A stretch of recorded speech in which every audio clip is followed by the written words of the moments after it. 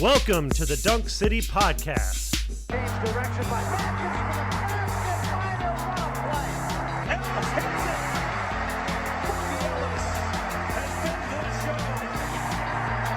It is a Trojan tundra. USC is on to the Sweet 16. Welcome back to another episode of the Dunk City Podcast, brought to you by USCBasketball.com. February is coming to a close. March is approaching. That means the season is coming to a close, and March Madness is around the corner. So it's a very wistful time of year for Trojan fans. I'm Chris Houston here with Mark Backstrom. Mark, how's it going over there? Very well, thank you. How are you? Pretty good after this past weekend's lone game, which was a win for USC basketball. Yeah. Oh, did we win? We did win. That. USC beat USC beat UCLA 62-56 in Pauley Pavilion, moving Andy Enfield's record against Mick Cronin to 7-4.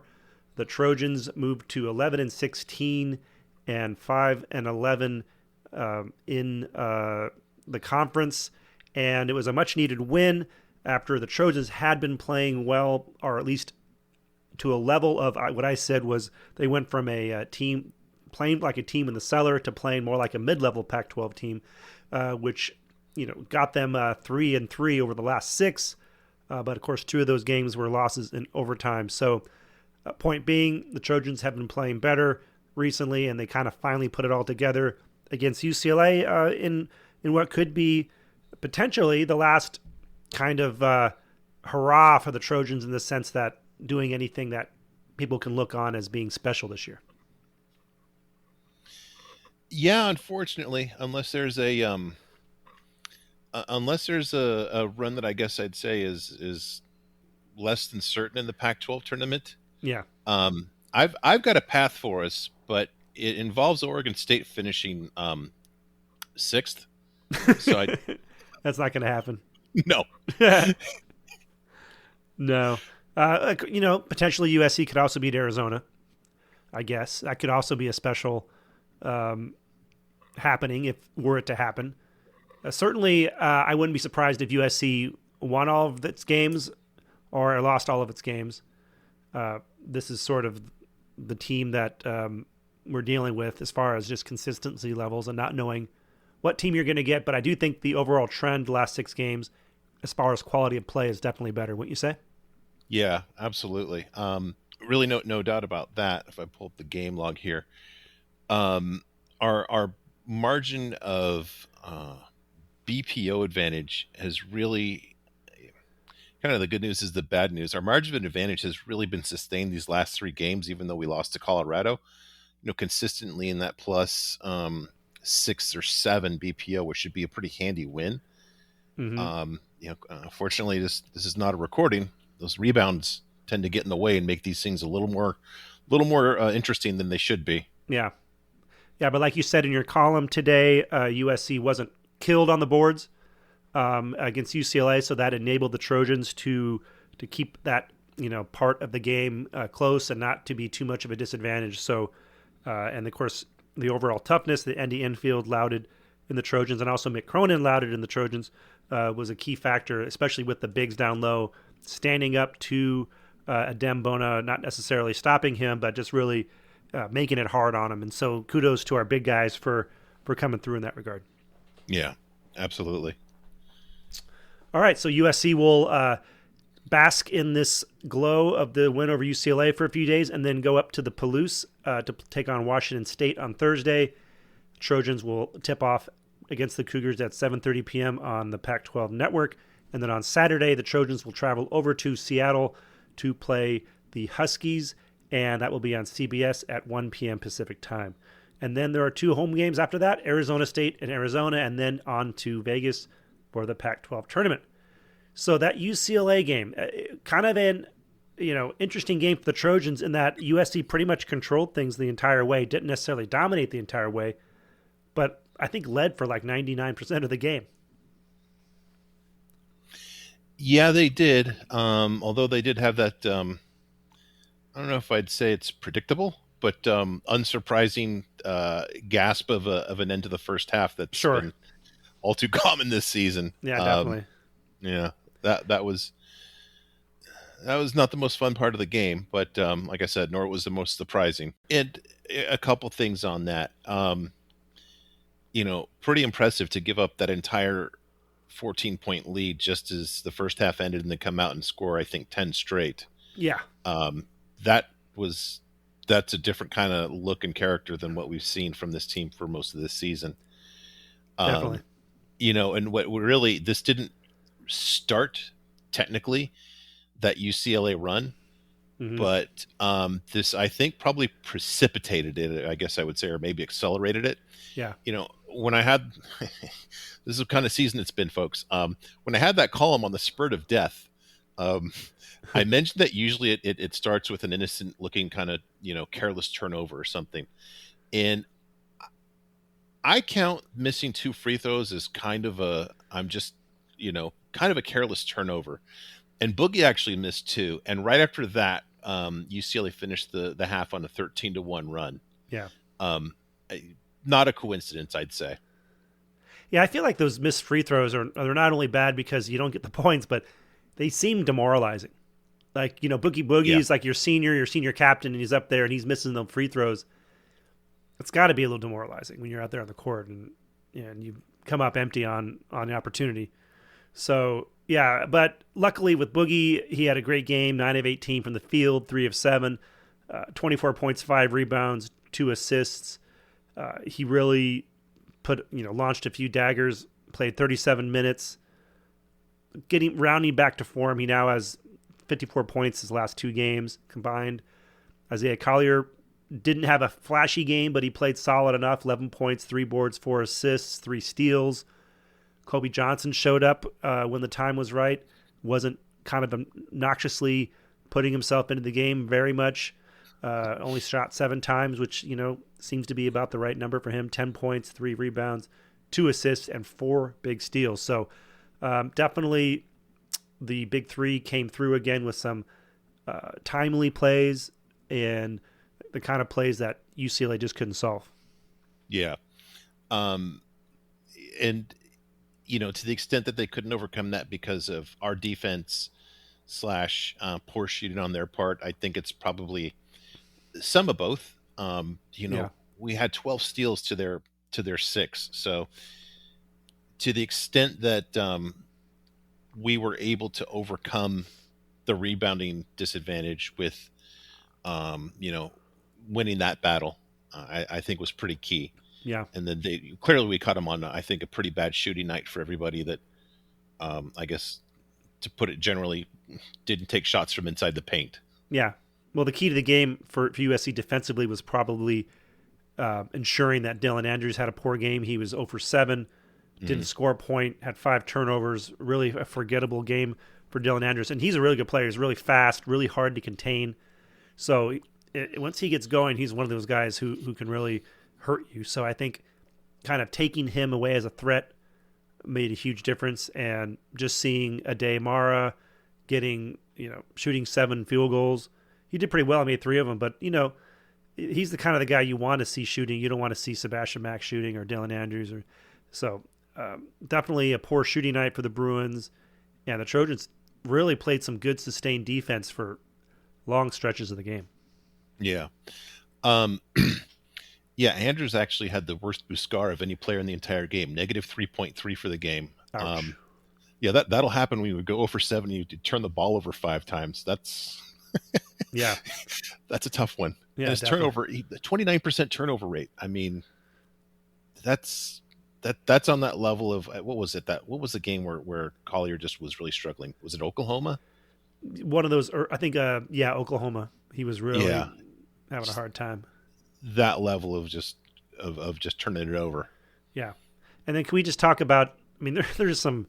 I'm kind of assuming that you might talk about this in your mean minute, but man, these referees in this game, this play with Arrington Page getting fouled and falling on a Dembona and getting called for a technical foul. That's some wild shit, man. There's just, I was like, wow. And, it's like that's kind of like how it's always been at Pauley. They protect UCLA and they give all kinds of crazy calls.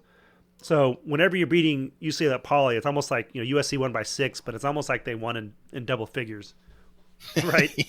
Because you're playing against the refs too in Pauley. That's without a doubt. Yeah, it's Adem Bona. He has that spin move, but every time he does it, he's hooking you. It's like, but they never call it. Yeah, I've even more so this season. I've just kind of given up on the referees. Yeah. I don't know. I've got a Twitter buddy who's a Purdue alum, and he said, "You don't know what you're in for." And all I can say is, "You don't know where I've been, pal." I've seen the worst when it comes to refereeing. There's nothing can hold a candle to what I've been through here as a fan. Yeah, no, absolutely. I just being a Pac-10, being a fan of a Pac-12 team it's just really a crazy experience. So anyway, man, I tell you, any other comments on the USC-UCLA game? Obviously, big win for Andy Enfield, the 216th in his career. Has done very well against UCLA of late. You can see some big issues with UCLA's roster. Just not a great roster, and a lot of those European guys, there was a gamble, but you can see that they're just not ready to play. And this credit to UCLA to some extent for getting the roster he does have to play, because a lot of the guys are just really young. But yeah, this is not a tournament team by any means, UCLA. No, it's kind of funny that they were being mentioned as a possible one when they went on that little run. Few more notes on my end. Actually, Kobe Johnson higher BPO 100 for the game than Boogie. 56.8 for Kobe. Huh. One of his best games, in quite a while. And I think, to your point, just staying within himself, and we'll come back to that in I think in game theory. Our leading rebounder per 40 minutes. I might give you 5 guesses. I don't know if you get this. You want to take 2 guesses? Team. I'm just kidding. I'll say the leading rebounder per 40 minutes. I will say it was probably Bronny James. It was. Yes. It's just unbelievable. It just, I don't know. Just rebounding remains a concern / point of chagrin. But again, it's not necessarily like you said. It's what matters is how many rebounds USC gets. I think like they have to be good enough, but not like they don't have to win every rebounding battle. In fact, I think the first 24 games of the year, USC either tied or won the rebounding battle in 14 of them. Mm-hmm. Like that's what's so funny. It's like people are like, "Oh, this is a horrible rebounding team." Well, maybe you're right, but they're not getting rebounded every game. They're actually out rebounding other teams more every game.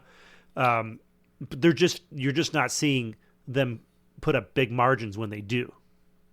And then when they don't out rebound the other team, they're getting killed on the boards. Yeah. Right. So that creates this gap. Yeah, fair. You know what I mean? No, absolutely. No, I agree. I would kind of wonder about the teams that we did out rebound so handily in the beginning of the year at this point. Yeah. It's kind of be an interesting case study. Yeah, if you go back and look at, the head to heads, it's like, we out rebounded Bakersfield, out rebounded Irvine, out rebounded Brown, out rebounded Eastern Washington, Long Beach State. We actually out rebounded Auburn, out rebounded Alabama State, tied with Oregon, tied with Cal, out rebounded Stanford, out rebounded Colorado, out rebounded ASU, tied with Oregon, out rebounded Oregon State. And then now to that point, that was when I was talking about, I think, and then the last 5 games, we have been out rebounded every time. And that's where you have like these truly grotesque numbers like 47-22 in Colorado, 54-27 California, 41-25 Stanford. And that has and then there was a 43-29 UCLA. If you go back and look at the season up to that point, let's say the first UCLA game, so that's 1, 2, 3, 4, 5, 6, that's 8 games ago, right? So look at the season going back 8 games, and you look at like the total number of rebounds between the two sides. it's basically.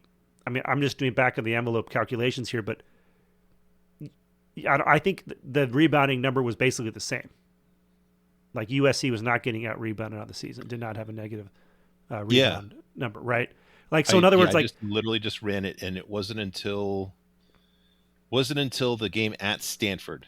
This is kind of a crazy stat. Not until game 24 were we actually negative for the season. Hey, one more thing about UCLA, and then one more metrics, just to quantify a point that you had made earlier. Just for the game, we actually held UCLA to a negative -0.8 Buscar. nice, A sub Rico, less than Rico. very fitting. I think you coined that a Farnham, and Mr. Farnham did the game on Saturday, did he not? He did a fine job too. He did. I liked him. Yeah.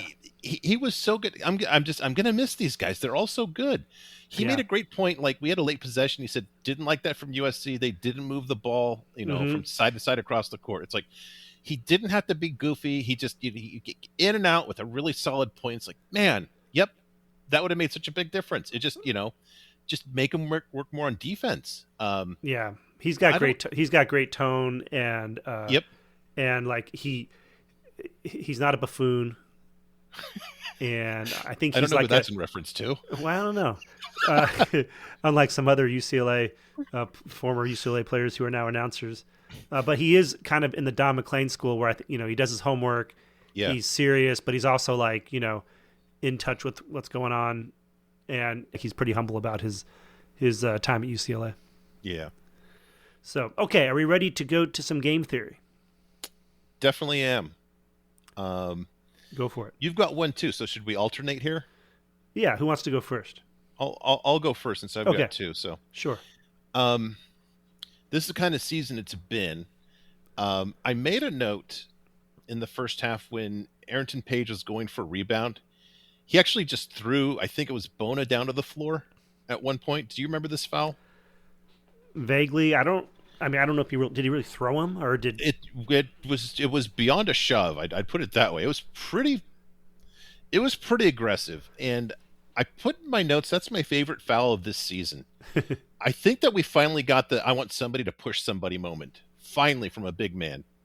Yeah, definitely. I think, and you have to do that with Bona too, because he's a bully, right? Yeah. He gets deference. He gets Shaq like. He gets Shaq-like deference, right? You breathe on him too hard, and you get a foul. So yeah, I agree. That was definitely a great moment for Arrington Page holding his own. I think it set the stage, maybe a bit much. Mm-hmm. I don't know if listeners really counted up the fouls. I did a pretty solid recap in the column today. Yeah, I'll just try to catch it here real quick. So Vince fouled out in 24 minutes. Yeah. Joshua Morgan, 4 fouls in just 8 minutes, which is an amazing pace. And he's prolific. The most timid one among them was Arrington Page with 3 fouls in 12 minutes, which is quite a pace on his own. That's 10 per game just by himself, and he was holding down the average. Yeah. To be fair to Joshua, a couple of those fouls were just horseshit. For instance, the third foul I think he took with about 15 seconds into the second half, where it was just basically like Bona was setting up on the low blocks, and Morgan was just sort of fighting him for position, and it was just like, oh, foul. He happened to touch Bona, so it's like they called a foul. And so there was a couple of those, and of course I think there was another foul where he probably blocked a shot, and they called it. But those guys also foul a lot too. So especially Vince and Page, they tend to foul a lot. So, and I think once you get on the radar, you're going to get more scrutiny. Yeah, that's true for sure. All right, so that's your little point. That's my first one. Yeah, just my favorite foul of the season really set the tone defensively, better and worse. Nice. All right, so I've been thinking, kind of wanting to do a little thought exercise here about kind of the extent, like kind of what is the true record of this team, in the sense that, like, if you right now USC is 11-16 and 5-11 in conference. If you take there are three main factors that determine USC's record.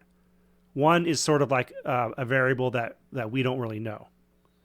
The second one is injuries, and the third is bad luck. Right? So to some extent, we know like USC's, according to Ken Palm, one of the unluckiest teams in the country. So they've had their share of bad luck this year. And also we know they've had their share of injuries. Now, I don't think we can blame there's no way we're blaming the entirety of the season on injuries or bad luck. But if you take the elements of the season that could be rectified by if we'd had good luck and no injuries, I'm positing that if you look at the schedule, we start 9-2 instead of 6-5, because without the injuries, we beat UC Irvine.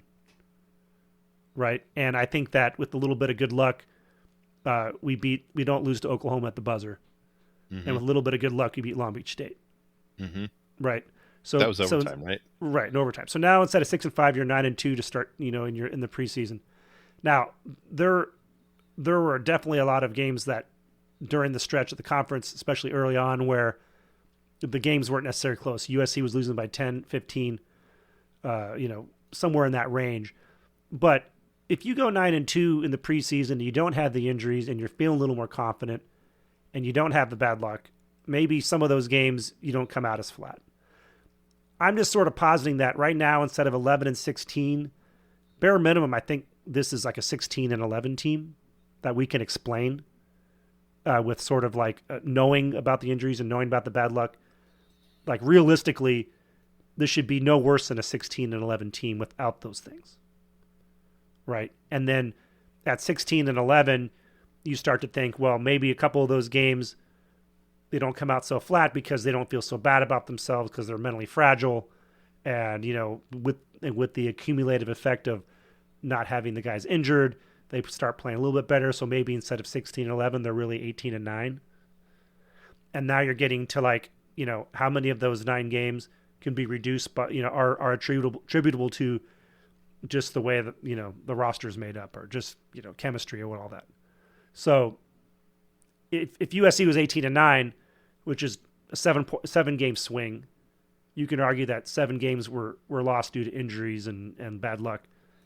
USC's 18-9, it's probably a very disappointing season still, because it's a bubble team at that point and people are still up in arms, but it doesn't feel like the disaster that it feels like today. And again, going back to that fine line between, a decent season and a bad season, I think that when you actually go back and look at it, the injuries and the bad luck, overtime losses and all that did definitely take a toll. I think I can buy a good amount of that.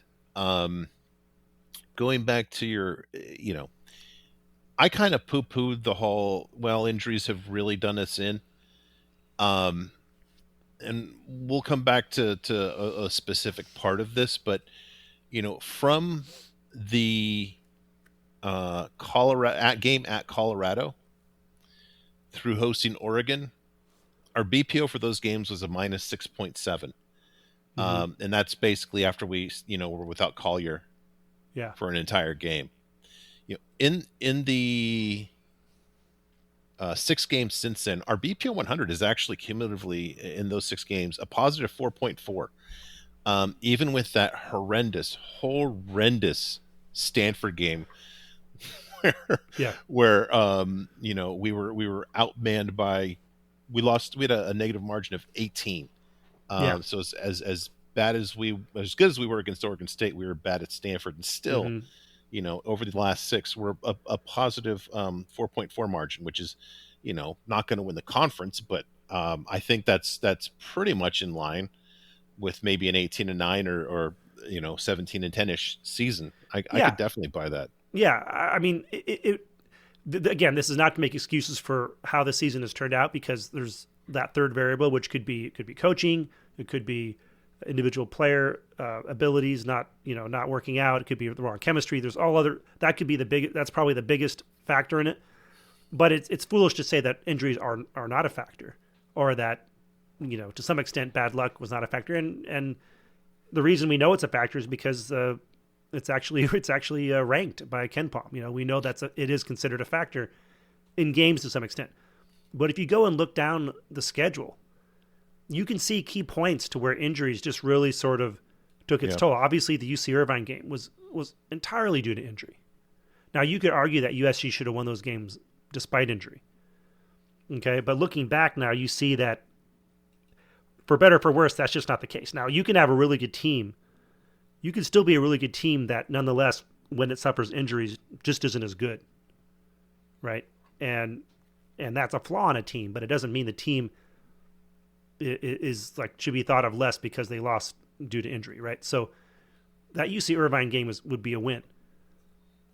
The Oklahoma game, I mean, that game could have gone either way. And I think that if Vince hadn't been as injured as he was and was maybe back a little bit more by that game, he had come 2 games earlier. Mm-hmm. But he was, I think he was on a minutes restriction. He still didn't have Bronny. I still think at that point, Kobe Johnson was not fully healthy. Yeah.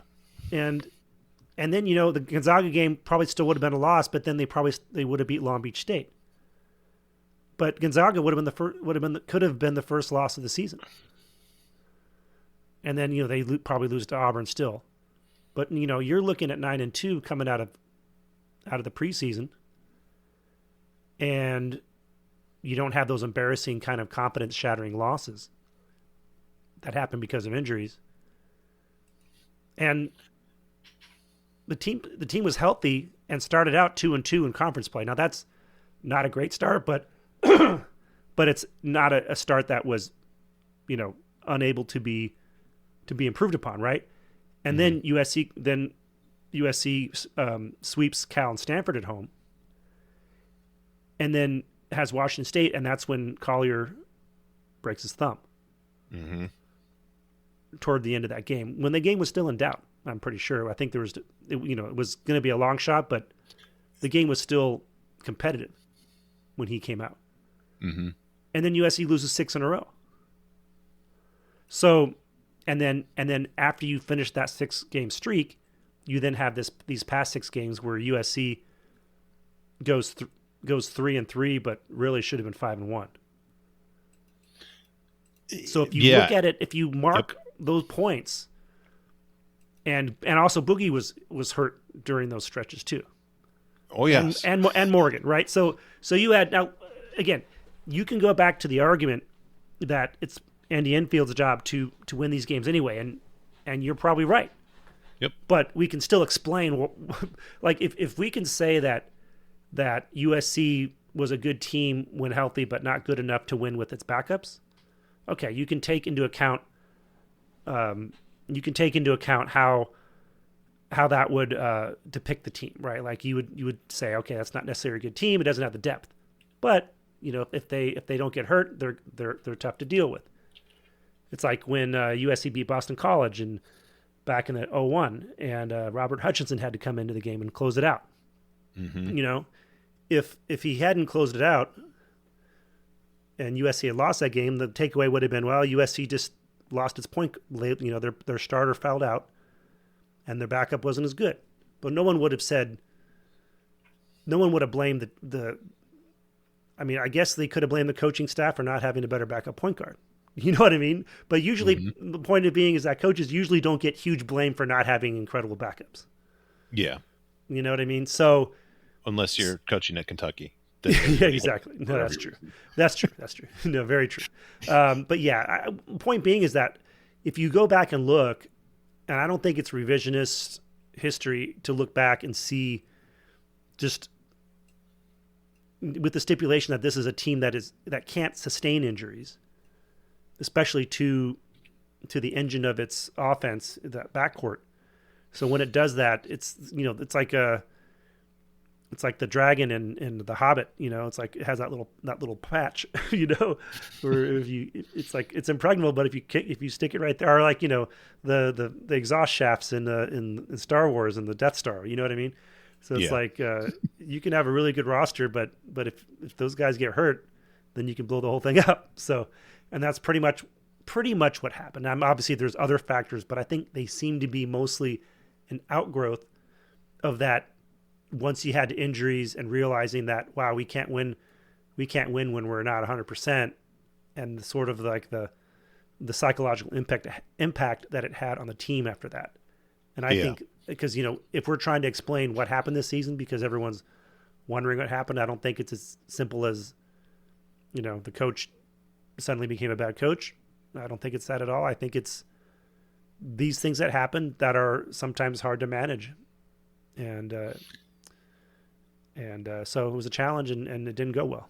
Well, and back to your earlier point about the luck, even with all the injuries that we have sustained, just going off the raw numbers, our BPO 100 for the season is a 49.2 and defensively it's a 48.2. That's not a team that should be 11 and 16. Just raw, that should be closer to like 14 and 13. Right. Anecdotally, we have 3 overtime games that we've lost. I can't think of any games where you say, boy, we were lucky to win that one. But right. we were, there were 4, just 3 overtime games and that to Oklahoma, to your point, right. where it's just like, man, that's a tough one to lose. Right. That's the thing is that if most of these games are pretty cut and dry this year, like we've either like beat teams pretty well, with some comfort. If you go look up and down the scores, I don't think I think the only game that we've won by less than 8 points is the Utah game. I'm sorry, Utah and UCLA, right? But the UCLA game was really 9 points. They hit a meaningless 3-point shot. But you go look at all the other wins. It's like 13 points over K-State, 26 points over Bakersfield, 11 over Brown, 8 over Seton Hall, 28 over Eastern Washington, 20 over Alabama State, 8 over Cal, 14 over Stanford. Those aren't close. You can't look at it and say, well, sure, you're saying they could have won these games, but you could have lost these games. No, it's like every other game was either USC lost by 10 points or USC won by 10 points. And so then you had these outlier games where it was a coin flip. You have the 3 overtime games, and then you have the lost game at the buzzer against Oklahoma. Yep. So it's just interesting how close, even at 11-16, just kind of the domino effect that happened with some of these injuries, and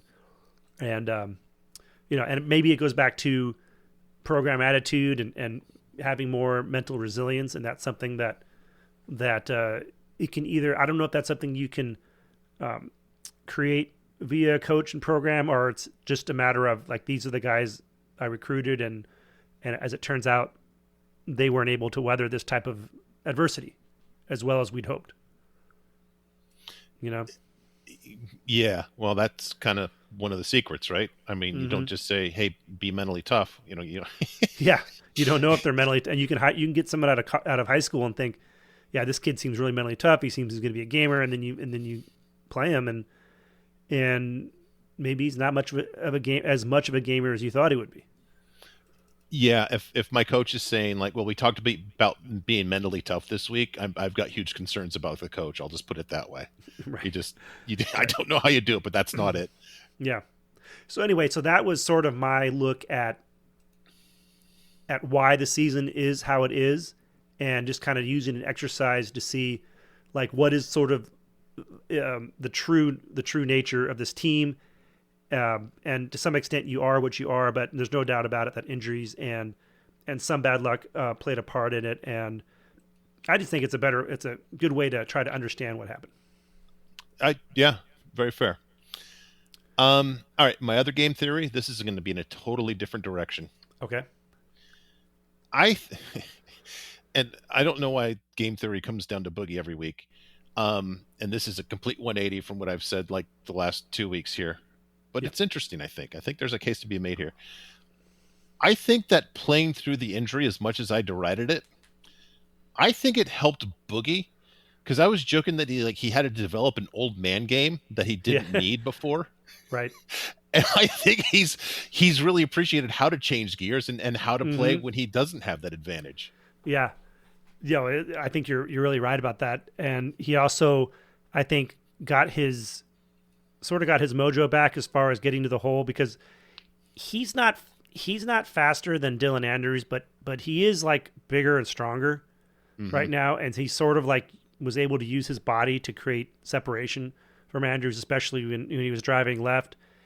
And it's funny. It's like I think Boogie is at his most effective when he's driving in combination with his outside game, when he's driving as well and coming to jump stops and doing turnarounds and popping it in the middle of the lane. So he did that a lot against UCLA.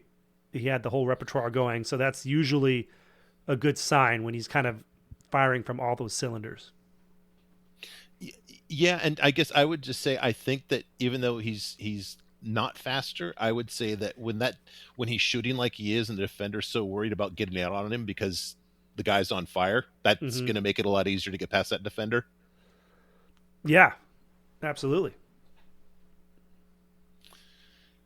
All right. Well, that's my game theory.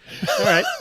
No, I agree. Wasn't breaking news there. They're not all, A+ material. Yeah. And can we just add about, talking about Collier, like how much better he is right now? Oh my gosh, yes. Than he was earlier in the season. So it's like we are seeing a definite improvement level. I mean, he's averaging, I think, he's averaging 5 assists and like 19 points. I think the last 5 games, or maybe going back to the last 7, he's been pretty. He's just been very effective, and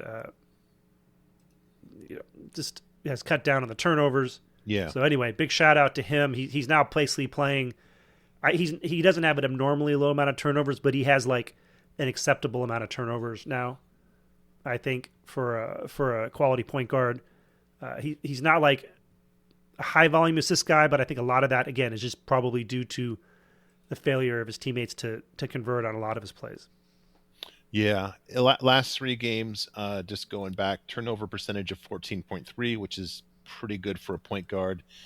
And then before that, 3.1%, and against Utah, 8.2%. So he's, the turnovers, it's kind of, it's easy to forget just what a source of frustration that was earlier in the season. Like I think we spent a good 10 minutes in one of the pods just saying, how do you fix this without crushing his confidence or getting him to, to kind of, just overthink it. Yeah. Clearly whatever they did worked. No, absolutely. And it's interesting because we don't want to get too far ahead of ourselves, and we've kind of been through this kind of facade before, but okay, so just bear with me for a second. But if you have this lineup, which we all agree is a pretty good lineup when healthy, right? So if you have Isaiah Collier, and he's now at like the peak of his powers for his freshman season, and you got Boogie Ellis, who's back to his ways, right? The last couple games, so you've got a pretty formidable duo that you can start off with right there. And Kobe Johnson is like playing less bad, and he's starting to. He played really well as a help defender against Bona, and so did Rodman, and USC in general did a great job of helping out the big guys against Bona. But just marginally better, significantly better play from Kobe Johnson. He's not playing like at a superstar level, but he's playing pretty well right now. And some of the other guys are playing better within the system and the overall scheme of things. So you could argue that USC, if they're healthy at the end of the season, and let's say if they can win 2 of their last 4, they're probably not going to have a ton of momentum unless it's the last 2 that they win.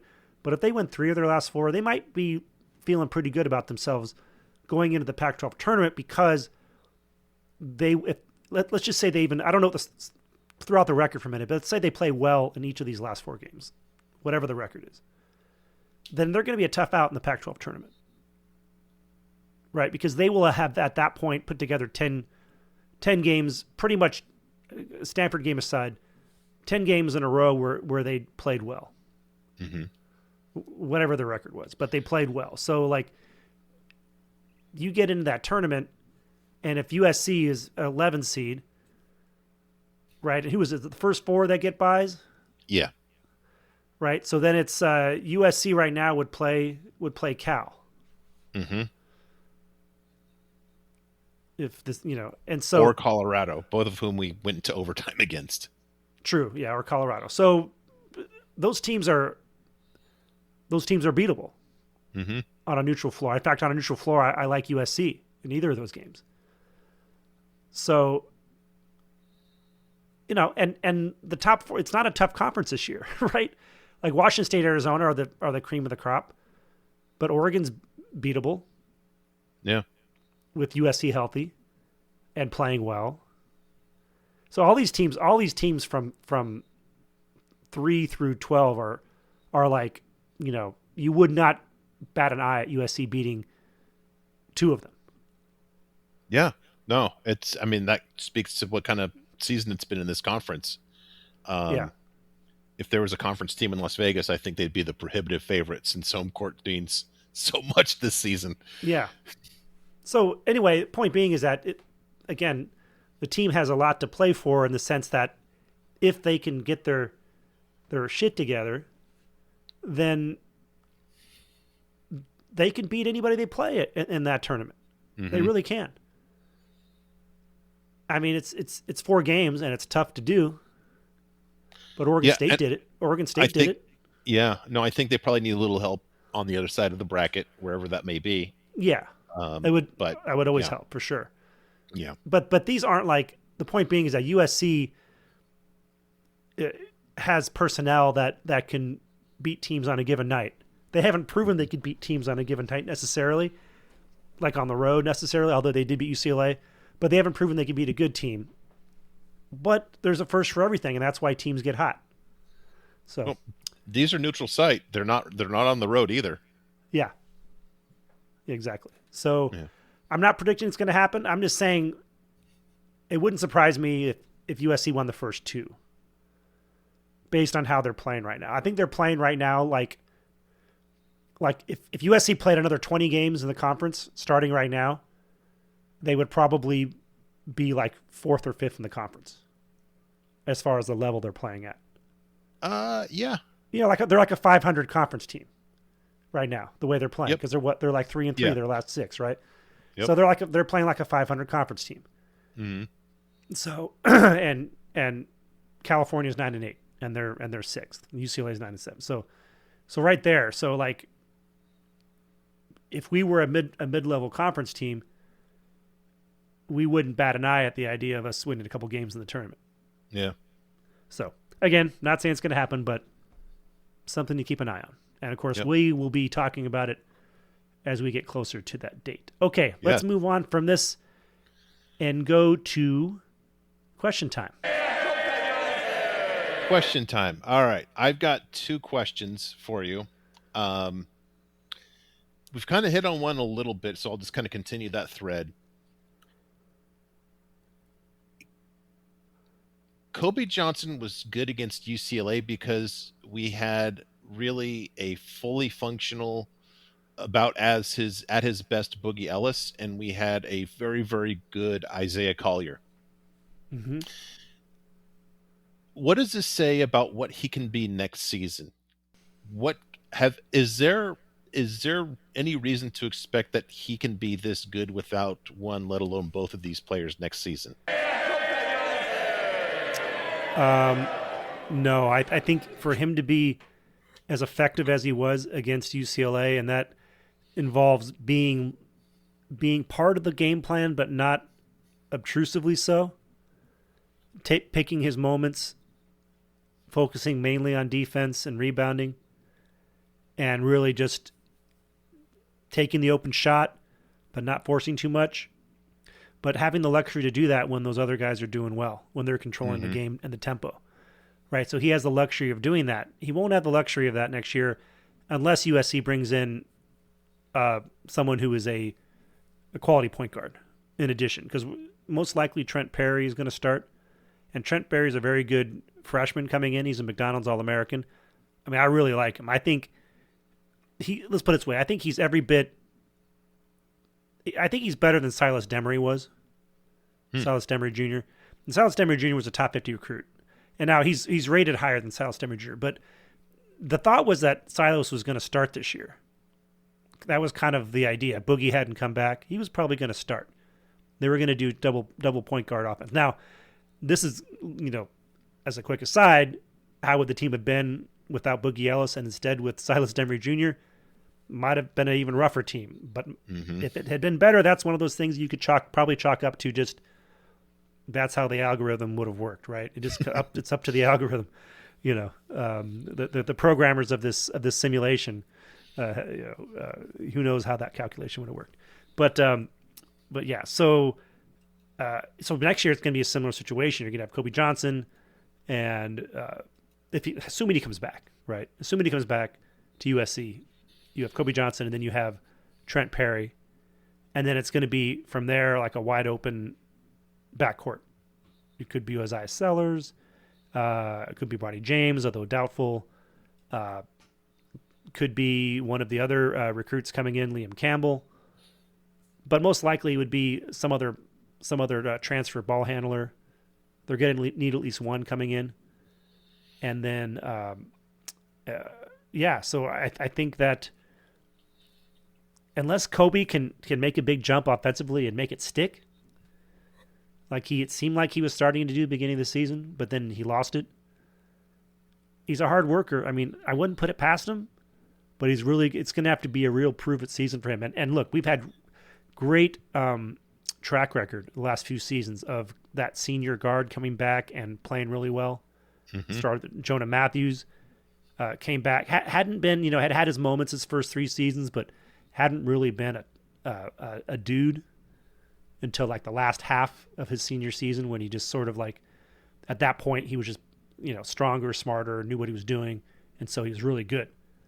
And so you hope that with Kobe, getting that 4th year player, he's going to be able to utilize his mix of experience and understanding of the game and his work ethic and all that to like come in with a big season. So it's certainly possible that if he comes out and works hard on the offseason and looks like he's ready to actually turn around his game offensively, then I think that Andy Enfield's the kind of coach who trusts his players, and he would have the opportunity to do that. But I don't think as a coach you necessarily want to rely on it.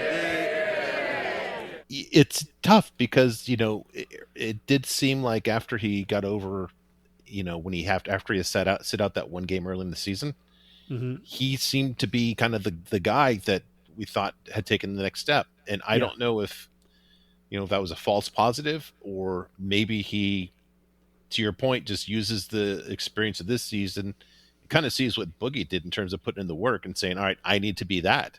Mm-hmm. I don't know. It's a tough question to me because my first inkling is no, but there's been signs, and he is a smart guy and a hard worker. I mean, anybody that that has that many steals, you don't do that just by kind of showing up on game day and mm-hmm. otherwise mailing it in. Yeah. Well, absolutely. And maybe he's not, Boogie Ellis is a true gunner, true shooter, true scorer. Those guys know enough. They don't let like a 4 of 15 shooting performance get them down. Mm-hmm. Or if Boogie Ellis goes, was he 1 of 9 2 games ago? Yeah. Right. And then the next game he went for 30. Like, he doesn't let that get into his head. He knows that he's a good shooter, right? Yeah. But with Kobe Johnson, he's not. He hadn't matured yet enough as an offensive player to be able to withstand those types of games mentally, which all good offensive players have at some point. No matter how much you try or how much you do to try to come out and play hard, and you're going to have games where you go 2 of 9, right, or 3 of 15. But you have to be able to bounce back from that and trust in your abilities. And I think Kobe hadn't got to the point where he trusted his abilities enough, his shooting abilities enough, to bounce back from those rough games that he had. And then he just went on that horrible tailspin. Yeah. Yeah. And that's the difference. He's going to have to get that mental edge back if he ever had it.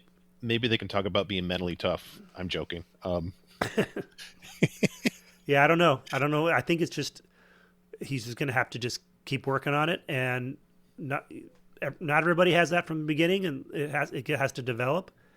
And that's why you have years of eligibility to work on that stuff. So he's certainly, there's been many a guy who had a rough junior year or had a great sophomore year, then didn't have so good of a junior year, and then came back and had a good senior year. It happens all the time. Mm-hmm. And different circumstances, different mindsets, maturity levels, all that stuff. Again, I wouldn't count on it if I'm a coach. I don't put my eggs in that basket, but I cautiously hope that it's. Thank you, Mr. Speaker. Can I join the Prime Minister in his comments? We will see. That's it'll obviously that'll be one, if assuming that he comes back, that'll be one of the biggest storylines in next season. For sure, it'll be a benefit to have him back. Like there'll be people when they're talking about this team, they'll be like, "Oh, Kobe Johnson's back," and he averaged 10 points and whatever he's averaging now. I think he's averaging 10 points and 3 assists and 10 points, 4 rebounds. I think he's averaging 3 assists. So, and he's averaging 2 steals a game. So if you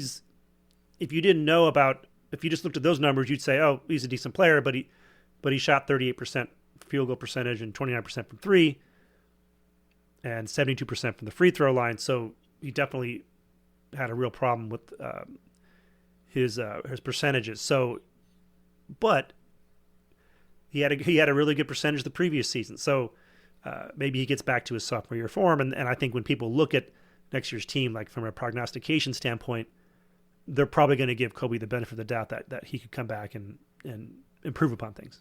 Yeah, I think so. Yeah. All right. Second question. I don't know the answer at all. I've never been a coach, but what does the coach say at halftime after his team has blown a 14-point lead and just yet again just closed the first half in just, like they just cannot wait for halftime to come soon enough? I don't even know what's the theme? Like, okay, we can do it this time. Yeah, I think that it depends on how the run transpired. So earlier in the season, USC had was the victim of a similar run to Arizona State, which was almost entirely due to a withering full court press. Right? Yeah. No Isaiah Collier. So Bronny was playing the point guard a lot of that game. So he got pressed a lot, and I think we had 15 turnovers at the half. So in that kind of game, you say something different than what you would say against UCLA, where I think USC didn't have a bunch of turnovers, didn't play particularly horribly during that stretch. Like they weren't giving easy baskets. It's like UCLA played focused, hit some shots, got some good matchups, and then USC made a few mistakes on top of that, but with some bad possessions, and couldn't hold the lead. And so if I'm Andy Enfield, I think what you're able to do with that information is a lot easier than the previous situation with Arizona State. I think you're able to say, hey, look, I think at the time USC was out rebounding UCLA at the half. Look, you're out rebounding these guys. You've been up most of this game. You were up 15. You're close. You're the team that got up. Play like the team that got up 15. Don't play like the team that lost the 15-point lead, right? And UCLA is a team that they have weaknesses. You guys are doing well defensively. They only scored 34 points at the half, so you guys are they're shooting poorly. Just keep it up. Eventually, it's going to turn around. And I think for once, I imagine that's what Enfield would have told him, something like that, where it's like, hey, you're not playing poorly. You can win this game. Don't let this slide at the end of the first half deter you from just going out and playing your game. And that's kind of what they did. They came out and just really got up to a great start and played great defensively too. You make a good point. That's why I'm not a coach, one of many reasons. But I guess with that, a little clearer head, maybe I would have said something like, all right, and I'm not as professional as you. It'd be something like, all right, they're not going to shoot like that in the second half. Look at these guys. They're not a good shooting team. Just take care of the ball and we'll win. Yeah. No, exactly. Okay. And the other thing that was different from the other games was that in the other games, the score was either really close and then the other team went on a spurt to get ahead, or you know what I mean? Like the other team in those other games went into halftime ahead. So USC and UCLA were tied at the half, and USC blew a big lead, but they didn't get overrun, right? So it's almost like if I'm Andy Enfield, I would have said, hey, okay, they gave you their best shot and you stood your ground, right? Now we're even again, and now you just go out there and beat them. Right, because that's it's really hard to. You can logically say there's no way UCLA plays at that level for the rest of the game. They went on a nice run they're just not going to play at that level. If you play your game and play defense, they're not going to be able to do that. And I think a lot easier to say when you're still tied. Yeah, that's a good point. You're a little more clear-headed about than I am. I just, we were tied. It didn't kind of feel like it to me, but I don't know. Saturday night, fill in the blanks. Yeah, exactly. All right. So, any other questions for question time? Nope, just 2 questions this week. Okay. Very good. Okay, let's move on to Mark's Mean Minute. All right. Oh, sorry, I forgot about the echo there. Did you hear the echo on the last one? I did. I heard a little bit, even though I didn't talk completely over it. All right, 3 things. First of all, just read the column. I don't want to just read the column. It's too long to read, but I do a pretty good number on Mick Cronin. Believe me, you will enjoy it. I think this is probably about the most positive feedback I've had. It helps to be coming after a UCLA loss, but pretty good job I did on Mick Cronin, I must say. Myself. Yeah, it was a very enjoyable read. I think everyone should go out there. It's at the Dunk City blog at uscbasketball.com. Thank you. Number 2, this is actually a little Bruin on Bruin crime. So I can't take credit for this mean part of the Mean Minute, but one of my Bruin buddies, I'm on a text thread with about 3 other UCLA guys, and one of them said, he said, you know what, I would make a joke that there's a lid on the rim, but UCLA is not even hitting the rim on some of these, which I couldn't have been more mean myself. So credit to him. Yeah, that's not a good offensive team they got there. No. And for the real mean part of it, congratulations to UCLA. Again, I mentioned this in my column. This is not the part about Cronin. You were not as good at home as the only other team that USC has beaten on the road this season, that being Alabama State, whose entire athletic department's budget is $12 million, which is about 1/5 of the media rights revenue we will get just from football next season. Is that fair? Yeah. So you all are an elite company in being the 2 teams that were able to just kind of roll over at home for the USC Trojans. I'm sure you all enjoyed seeing that one at home. Good company. Yeah. Oh my God. Okay, so I want to add one other thing, kind of a milestone for the site. Our Twitter account got retweeted or got posted out or tagged, I should say, by LeBron James, the Laker and future NBA Hall of Famer. He tweeted it out to his 52.8 million visitors or followers. Great win, USC basketball. And the beauty of my Twitter handle is it starts out USC basketball and then _. And most people, they just have the auto, type. So they start typing USC basketball and it populates. And so I get a lot of tagged situations where people tag me thinking I'm the official site. And so I benefited that by having LeBron do that. So that was pretty fun.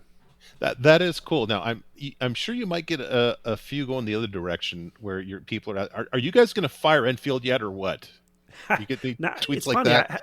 I haven't seen too many of those. Usually those people are very online, so they don't. They make sure it goes to the official one.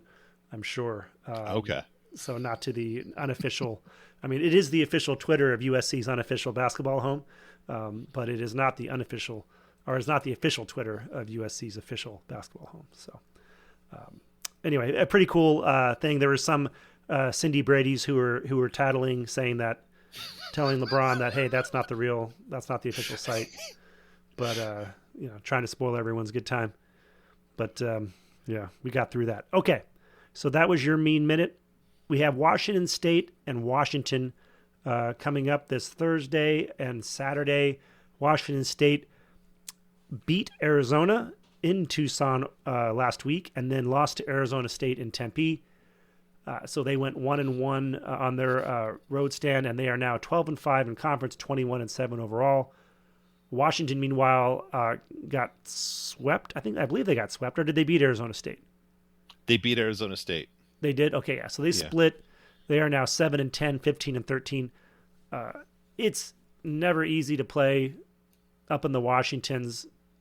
Hopefully, usually Washington's a really tough place to play, but hopefully with them not doing as well this year, hopefully the crowd's not too crazy. But I'm sure Washington State, their crowd will be revved up.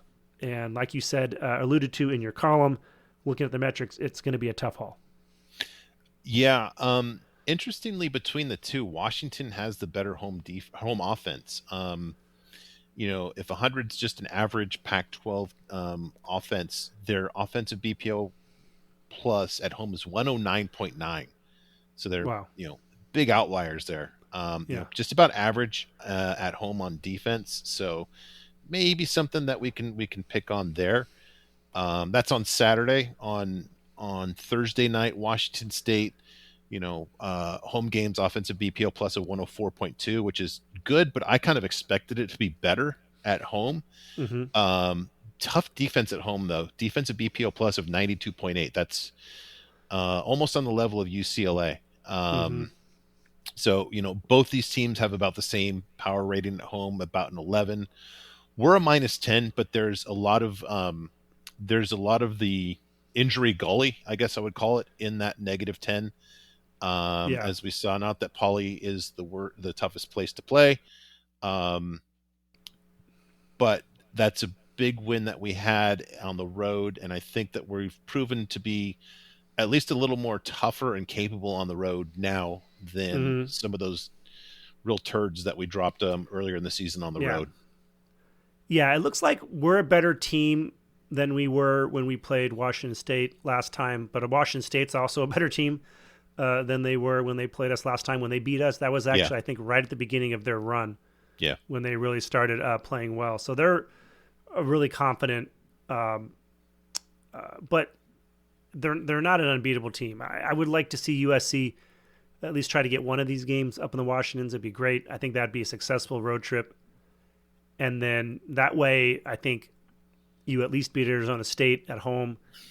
You can at least assure that you get at least a 2-2 split to finish the season, so that it's not a complete downer. And of course, if USC comes out, beats Washington State, then they would be really feeling good about themselves. So it's a kind of a big game, I think, for how the season could turn out. Right? If there's going to be any signs of a late season surge, we're probably going to see it this Thursday against Washington State. Yeah. If USC comes out flat, there's still time to have a late season surge, but you really want a really strong late season surge, and it's going to require beating Washington State. I'd say on the weekend, I think if we win one of those two, to your point, I think that sets the stage as much as anything. Yeah. Absolutely. Hey, one last thing. Yeah. How about just not necessarily we had a favorite UCLA memory. How about just a memory against either Washington school? Do you have one? Or I have one, and this is basically kind of in the spirit of fare thee well Pac-12. I can go first if we want to do this. Sure. Okay. I don't remember the year. I should have looked it up. But when Washington had that team with Will Conroy and Brandon Roy and that blonde center Mike Jensen at the Sports Arena, in the second half of that game, this is just very Pac-10 back then, Washington was in the bonus before they had been called for a foul. So thank you, Pac-12. Can't wait to leave y'all. That had to be pretty amazing. I don't remember that, but that must have been pretty amazing.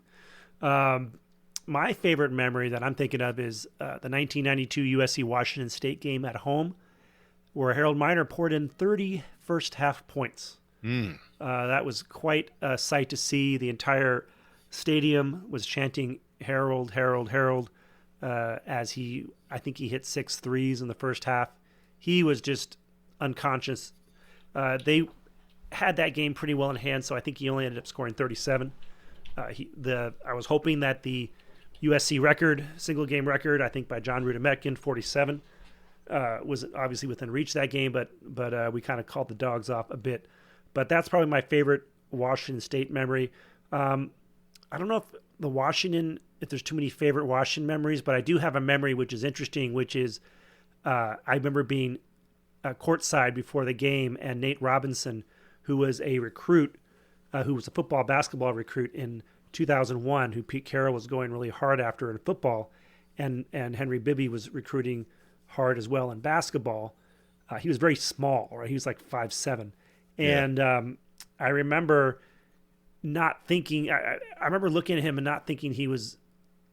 It didn't seem like he was a serious basketball prospect at the time, and he was a fantastic football player and super athletic, as you know, and played really well as a corner as a freshman for Washington. But I remember him sitting as a recruit. He was visiting the USC campus, and he was shooting like half court 3-point. He was just kind of messing around with the ball, and he wasn't dressed in like basketball gear. He was just dressed in jeans and a jacket, and he was just launching up these like 35-foot, 40-foot shots that were sinking in pregame warm-ups and stuff, just hanging around. It was pretty cool. I remember just seeing that guy and thinking, wow, this guy can really shoot.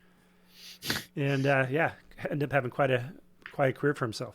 Yeah, I remember first time I saw him, and I thought, all right, this guy's kind of short. What's going on? And he actually had a tip jam, and I'm thinking a guy 5'7" just did that, and I just completely set the stage for that guy. Man, what an awesome athlete he was.